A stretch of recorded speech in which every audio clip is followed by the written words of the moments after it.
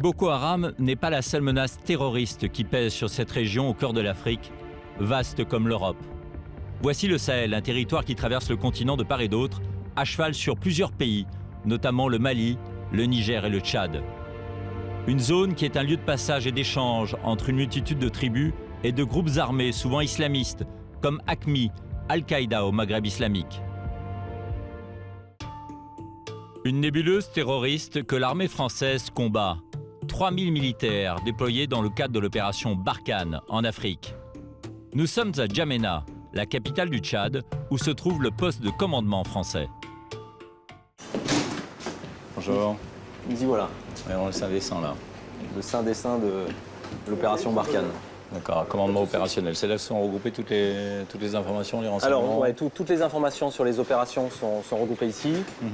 Au travers des différents écrans, cartes que vous voyez affichées derrière vous, nous, on a la position en temps réel de nos unités, tant les unités terrestres que nos moyens aériens, puisqu'on a un nombre conséquent de moyens aériens qui sont déployés sur la bande sahélo-saharienne.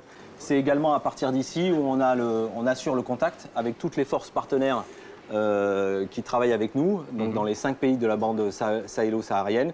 Donc c'est ici qu'on assure le contact. Niger, Mali. Alors avec la Mauritanie, avec le Mali, le Niger, le Burkina Faso et le Tchad.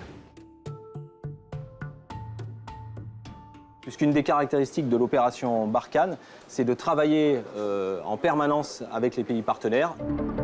Pour mieux comprendre cette coopération interarmée sur les zones frontalières, nous partons dans le nord du Niger.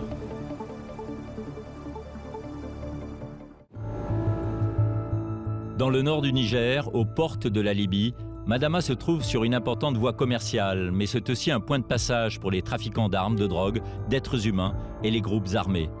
Les militaires nigériens y tiennent un checkpoint, où ils mènent des contrôles sur ce que l'on appelle l'autoroute du terrorisme.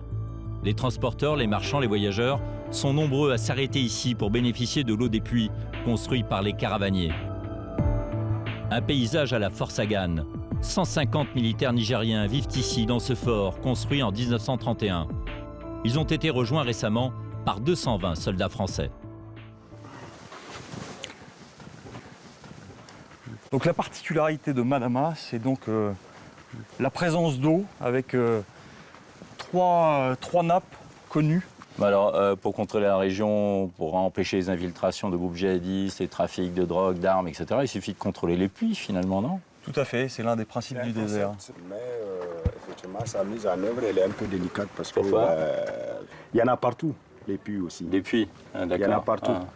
En novembre 2014, l'armée française a décidé d'investir de nouveau Madama, ce lieu stratégique dans la lutte contre le terrorisme. Depuis plusieurs mois, des hommes du génie et de la Légion étrangère construisent une base avancée, un défi technique et humain en plein désert, à l'image de ces hommes qui élèvent ces murs en remplissant des sacs de sable sous un soleil de plomb.